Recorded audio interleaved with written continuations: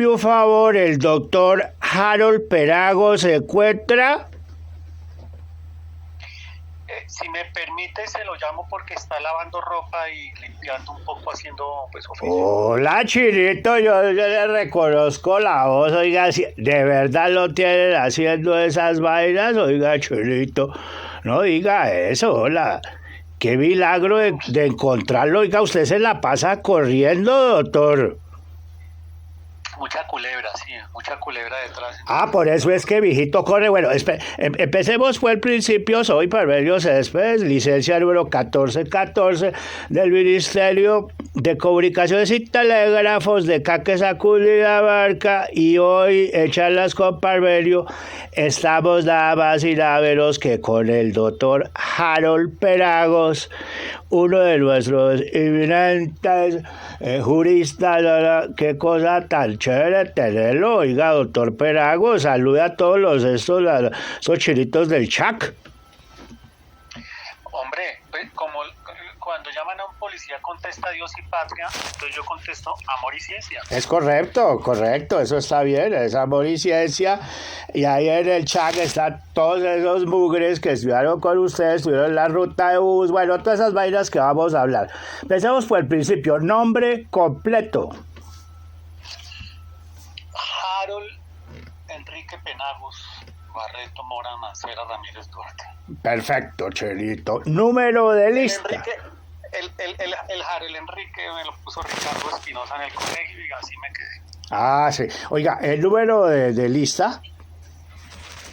Variaba entre 26 y 27 y 28.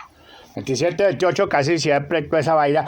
Y la otra pregunta es, ¿qué consumías cuando ibas a la cooperativa?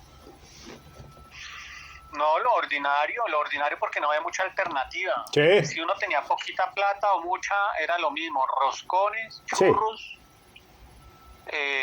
y unos pésimos sándwiches con una galantina muy vieja y fea, de baja calidad. Sí.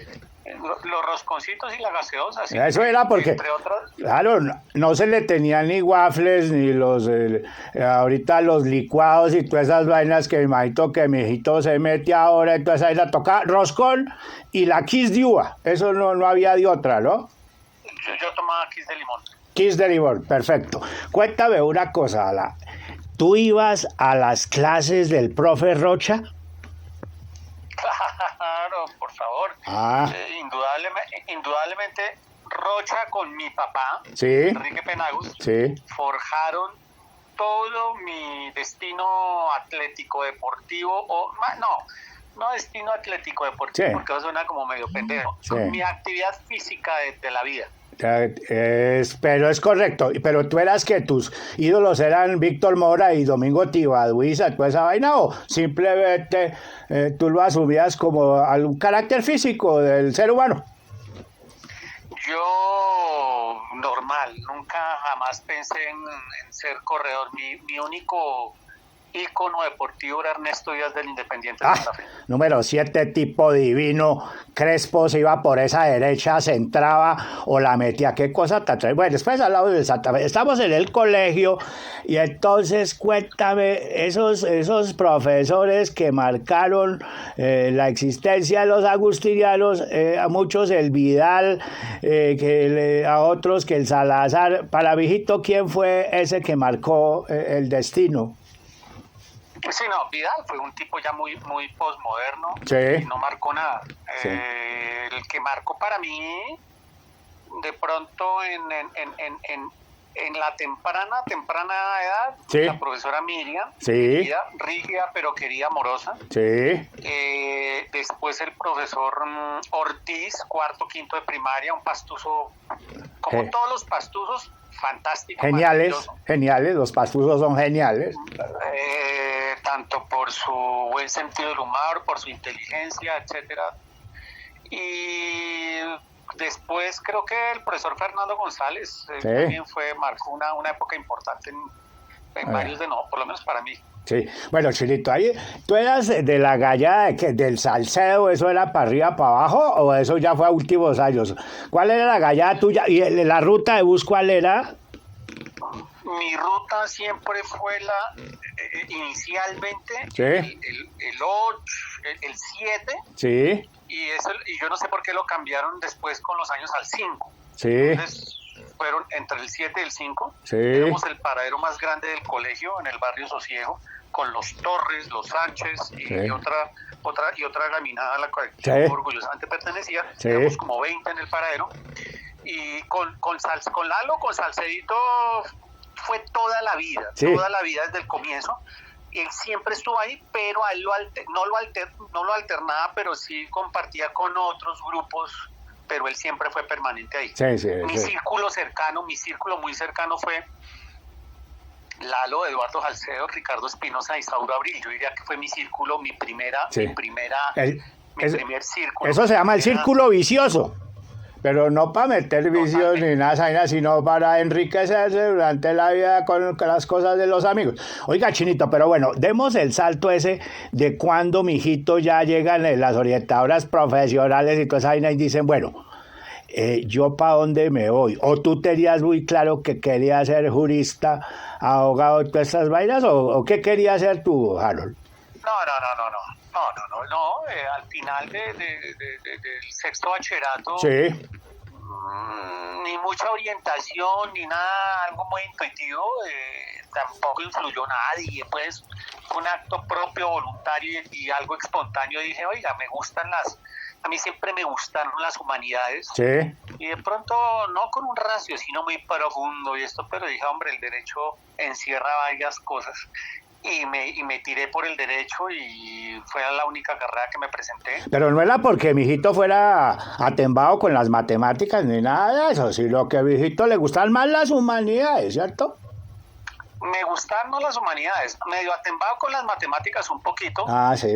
Pero me gustaba, tenía vocación y tenía vocación con las humanidades. Siempre me ha gustado la historia y siempre fui inquieto, sí, a pesar de que no era el mejor estudiante y era relativamente de media tabla. Sí, pero sí. siempre tuve inquietudes de la historia y humanidades. Sí. Pues por ahí me tiré por el derecho. Muy bien, y entonces llegas y sales y ves en esa autopista universidades como el Externado, de los doctores, como el Rosario, como la Nacho, ¿dónde tomas la determinación y dices, bueno, me voy por este lado, pues el Inestrosa, o por cuál lado entonces te vas? A mí me pasó algo muy curioso cuando salgo del colegio. Sí. Y es que no quise o no quería nada clerical. A pesar de que quiero mucho a los curas agustinianos, les tengo un cariño enorme. Sí. Y gran parte de mi formación en la vida se la debo a ellos. Sí. No quería nada clerical. Ni javeriano, ni... Entonces ahí es cuando empiezo a analizar universidades. Sí. Miro Javeriana, miro Rosario, sí, miro Externado, y sin la más mínima duda entiendo que debo entrar al Externado, que tiene su connotación anticlerical, o no anticlerical, pero muy laica. No, y muy liberal, hola, liberal. Sí, entonces ahí es donde yo digo, en el Externado, y fue a la única universidad que me presenté. Ah, muy bien. Pasé por fortuna, o sea, donde no pase al Externado me quedo sin no, te había tocado en la Autónoma, oiga, qué cosa tan berraca, hola, qué bueno. Entonces pasas en el Externado y todo eso. No, y era que presentarse en la Javeriana, se vio el Ricardo Torres la pregunta esa que le hicieron en la entrevista, que quién mató a Córdoba, oiga, y entonces él estaba, y ahí estaba el cuadro, está bien, y salieron berracos y yo lo contestaron, y el Uriel también, no, eso es bueno. Entonces, mijito, entra al Externado, allá arriba a chupar frío, hijo de pucha, clase de 6:30, 7 la Vallara, con Inestrosa. ¿Cómo es esa vida en el Externado, Chulito? No, excelente, una vida interesante, una universidad muy plural. Sí. Aproveché mis 5 años de una manera interesante. Sí. Y estudié el derecho con mucho cariño, con mucha, ya no sé si vocación, pero con entusiasmo. Entonces sí, me pareció una universidad sumamente interesante. Me tocó a mí padecer la famosa toma del Palacio de Justicia, en donde murieron varios de los profesores magistrados. Gaona. Entonces fue una época bastante intensa. Fuerte. E interesante. Muy fuerte, terrible, esa época del 85, esa vaina fue terrible, toda esa vaina. ¿Y tú crees ahí, Harold, que ahí la justicia se cayó? No diría que se cayó, pero sí fue un punto de inflexión en la juridicidad colombiana, porque en el Palacio de Justicia murió lo que se podría denominar una corte de oro, sí. Más que una corte de oro, una generación de oro interesante, y ahí de ahí para acá vinieron cosas muy muy tristes y muy lamentables en la justicia colombiana.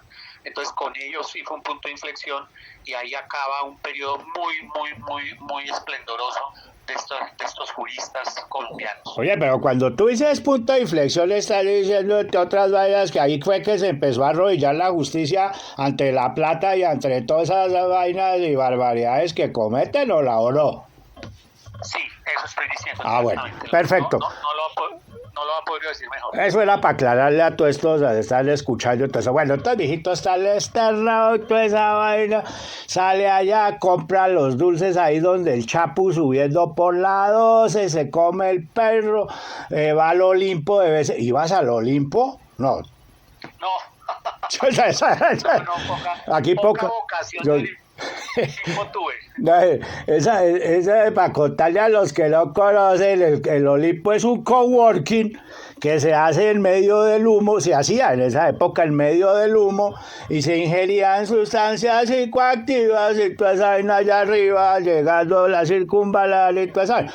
No, mijito estaba en el fútbol, mijito siguió con el fútbol, ¿no? ¿Siempre le ha gustado el fútbol? Sí. Micro. Sí, tanto. ¿Jugaban allá jugué fútbol en el externado, sí. Inclusive después de que salí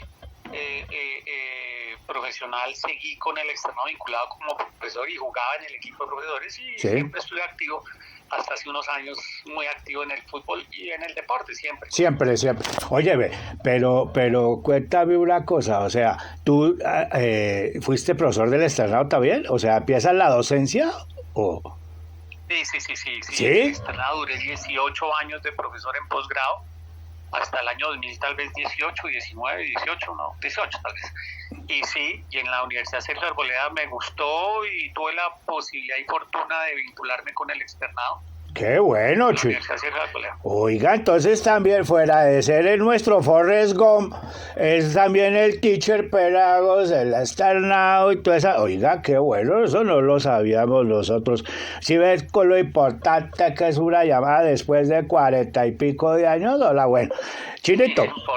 Oiga, bueno, Chinito, pero bueno, estamos en el externado, bueno, pasas el resto de cosas y toda esa vaina, pero bueno, empecemos por 2 puntos. Uno que es supremamente importante y que nos ha marcado en el corazón y en la vida y toda esa vaina, es ese 28 de abril del 2004. Ese 28 de abril del 2004, mijito, ¿qué estaba haciendo? ¿Dónde estaba? Exactamente estaba yo a la hora del accidente en el colegio gimnasio femenino de la carrera séptima con calle 129, sí. En un campeonato de porras que había, y una sobrina mía estudiaba en ese colegio, entonces sí. Los porristas estaban como en un campeonato, y en medio del campeonato de porristas, sí. La comunidad del colegio gimnasio femenino, aquí cerca Unicentro, sí. Fue impactada con la noticia y todos quedamos muy impactados, pero no sabíamos la magnitud del accidente. Sí, del colegio. Que a primera medida eso fue que con un bus de la Gusto ya no vino más, pero no se sabía de nada ni nada de esa. Bueno, ahí es cuando tú tienes el primer contacto con esa tragedia, toda esta vaina, pero ¿en qué momento tú dices, o sea, tú tomas la vocería o te llaman y dices, juepucha, yo voy a defender a esta gente, o cómo fue la vaina? Una familia, sí. Entre otras cosas no recuerdo bien cuál fue, tenía un amigo de un amigo. Sí. Entonces me llaman a mí a los 2 o 3 días, muy prontamente me llaman a mí para decirme que si yo estaría interesado en contactar, en hablar con la gente, sí. Para ver todo el proceso jurídico, y pues obviamente que yo dije que sí, pero fue un proceso sumamente complicado en la consecución del abogado. Sí. Había más o menos 35 o 37 firmas de abogados, claro. Y pues, eso fue una especie de licitación privada, y fue muy desgastante y muy complejo el proceso de escogencia de los abogados. Fue muy difícil, muy complejo. Oye, pero imagino esa vaina, estás diciendo como que páseme 3 cotizaciones y miramos y toda esa vaina, pero el rollo es que me imagino, en esa época tú eras independiente o pertenecías a algún bufete o alguna vaina, o cómo era la vaina. Siempre desde que he ejercido el derecho soy independiente. Como Santa Fe, como independiente como Santa Fe. Exactamente. Perfecto. Penagos. Exacto. Es una firma que llaman Penagos Mora Abogados, pero pues finalmente el único accionista soy yo. Ok, entonces, y bueno, y tú ahí lógicamente pesa, en algún momento de la vaina pesa que tú hayas sido agustiniano y que conozcas y toda esa vaina, eso, y bueno, y te quedas con el caso, ese es el resumen. Pero bueno, señor. Me quedo con el caso, pero lo de ser agustino no pesó en lo más mínimo. Ni miércoles. Vea pues. De hecho, como cosa curiosa, un abogado socio de otra firma, de Gómez y Asociados, etcétera, era también agustino. Sí. Ah, ok. Bueno, entonces... No, eso no tuvo nada que ver al momento después. Exacto, bueno, aunque este es un episodio trágico que marcó no solo a la ciudad, a la comunidad, yo creo que ha sido un hito, pues, dentro del país, exacto. Pero si tú tuvieras que hacer un speech de lo que fue este caso, para que la gente entendiera qué sería la vaina, o sea, un Estado que contrata un poco de atembados que no tienen seguridad y le cae sobre un bus y mata a 21 niños y deja... Bueno, ¿cómo sería ese resumen, ese speech? Sí, tal vez un Estado... Sí. Yo manejo demandas contra el Estado y siempre como antagonista veo dónde está la falla. De hecho, se llama falla en el servicio. Sí. Naturalmente que eso fue una demostración y tal vez también diría, como lo hablé ahorita, un punto de inflexión de las deficiencias del Estado, por lo menos en materia de tráfico, de tránsito y de cuidado, y terminó por la negligencia de 2 o 3 personas, generando una tragedia de unas dimensiones pavorosas. No sé, es terrible. Y creo que a raíz de ese caso vinieron una serie de reformas y de toma de medidas que si bien ni más faltaba, no han acabado con tanto tremendo problema y siniestro vial en la ciudad, pero sí se modificó una cultura de tráfico, por lo menos en esa materia de maquinaria pesada, etc. Ya hay una logística ya de la vaina y se dieron cuenta y bueno, toda esa vaina y toda esa vaina, bueno, eso es desde el punto de vista ahí de los actores y toda esa vaina, pero bueno, el punto más importante pues es el de las familias, el de esas madres, el de esos muchachos, el de que eran a veces unos hijos únicos, o sea, eso yo creo que es algo, Harold, que mueve muchísimo la fibra y yo creo que es hora de que los recuerdos y todo pues te llevan y te llevarán siempre, ¿no? ¿Qué cosas destacas, o sea, o recuerdas mucho de esos momentos? No, es demasiado intenso, demasiado fuerte. Yo me volví amiga de la familia y llegó un punto en que ellos tenían mucho poder porque el presidente de la época y el alcalde de la época les abrieron de par en par sus despachos. Ellos tenían línea directa con el presidente Uribe y la esposa, igual que con el alcalde Lucho Garzón. Y eso terminó siendo un poco malo, un poco negativo, y se generaron unas cuestiones muy complejas pero al mismo tiempo me tomaron a mí como su abogado, la gran parte de familias, pues, porque yo terminé asesorando a la gran mayoría.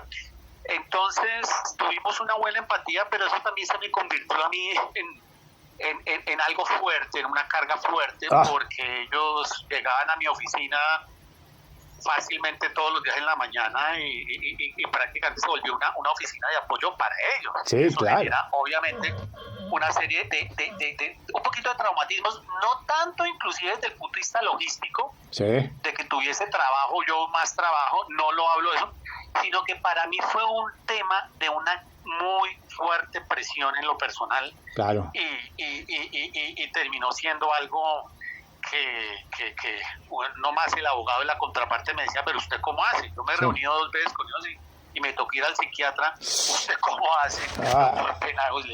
Pues en el momento no lo sabía, pero después, sin duda alguna, tuve que ventilar y oxigenar tanta presión, tantas historias, tanta complejidad con los padres, de los cuales fui amigo de varios hasta el día de hoy, siendo amigo de alguno de los padres. Mire que ahí sí la trotada y la vaina le servía muchísimo a mi hijito, porque me imagino que desde las 4:30, 5 ya estaba ahí echando trote y todo, porque pues cómo liberar esa tensión y toda esa vaina. Pero bueno, pasa el tiempo y pasa la vaina y llega el día del fallo, que todos lo pueden mirar por el lado económico y por la vaina del resarcimiento y de la, como dice, justicia, paz, reparación, no sé qué vainas, no, sino como el triunfo de una historia contra otra historia, porque eso básicamente es el derecho. Entonces,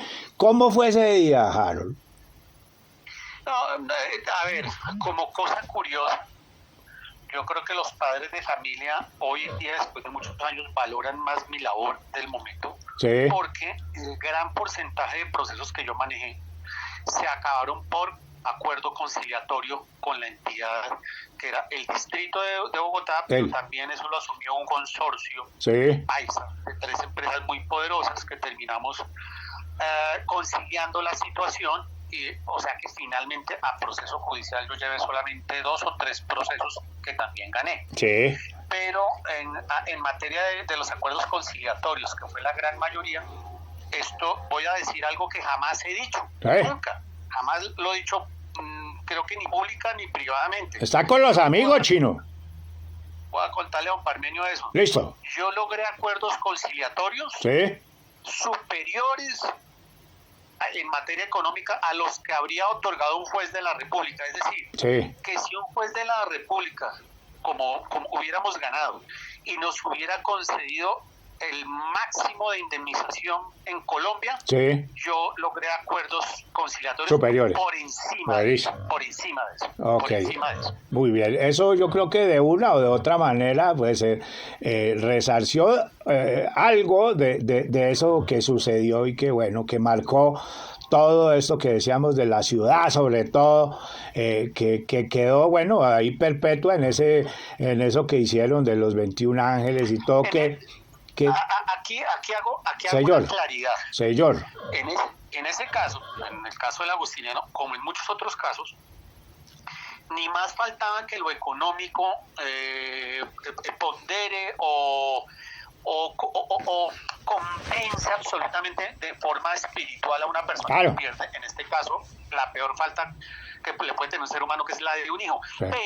Pero está demostrado, especialmente a nivel psicológico, que es una forma y la persona lo recibe en buena forma, porque es un reconocer la culpa. Es decir, nosotros reconocemos que la embarramos y estamos dispuestos a una forma de justicia universal, que es la compensación económica, porque no se han inventado otra. Sí, eso entonces, es parte, y esto no lo estoy diciendo yo, sino lo dicen los que saben del tema a nivel de psicología, y es que es parte del duelo y ayuda al duelo de las personas ese reconocimiento cuando usted sale una sentencia y dice: en nombre de la República de Colombia y administrando justicia, en nombre de la ley, otorgamos esta indemnización. Para la gente, de alguna manera, para el deudo, para la víctima, es un bálsamo y es un principio de justicia que ayuda a su duelo. Mire que las personas, cuando no reciben aún la indemnización,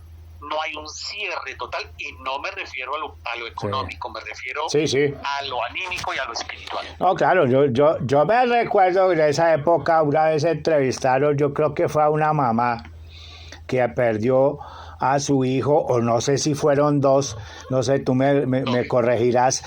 Hay una señora que perdió 2 hijos en la misma... bueno, entonces tal vez era esa.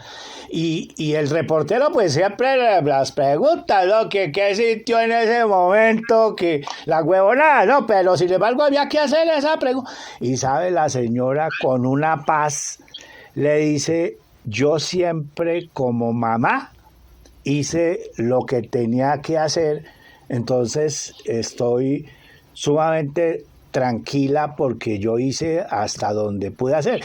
Y yo creo que es esa misma señora que después pudo volver a tener hijos y casi que recuperar. Eso es una vaina que solo lo explica, hermano, no sé desde qué punto, si la psiquiatría o la teología o quién, pero algo de eso. Ahí hubo muchos milagros en esa vaina, ¿no? Oh, increíble. Yo habría un padre, sí, de quien fui muy amigo y murió. Y es una historia que después quiero contar. Me dijo, usted, doctor Penagos, debería escribir un libro de esto. Sí. 2 padres me lo dijeron. Sí. Y quiero hacerlo y lo voy a hacer. Sí, porque son muy bien. muchas las historias dramáticas. A ver, yo he llevado casos muy dramáticos, no solamente el del agustiniano, pero el del agustiniano, por haber sido un caso plural y tan público, también pues revistió una serie de cosas, y sobre todo porque tuve cercanía con los padres, entonces me contaban unas cosas tremendas, porque yo tuve la oportunidad también de ser el abogado de estos niños en un accidente que fue igual de terrible, peor, en Fundación Magdalena en el año 2014, que murieron incinerados 28 niños en una buceta de un colegio, de una iglesia realmente. Pero allí no tuve tanta cercanía con los padres por diferentes razones, pero en el caso del agustiniano sí tuve cercanía y me contaban unas cosas que, miren, voy a contar una anécdota, don Parmenio. Diga. Había días que yo iba a la oficina y los papás llegaban y me contaban unas historias y me generaban una serie de situaciones que yo anímicamente a las 11 de la mañana a veces cogía y me iba para mi apartamento y decía, no quiero saber más de esto, quiero ir a mi casa a descansar y abrazar a mis hijos. Entonces fue muy fuerte, había días que yo no quería trabajar más. No, claro, muy fuerte la vaina y todo eso, pero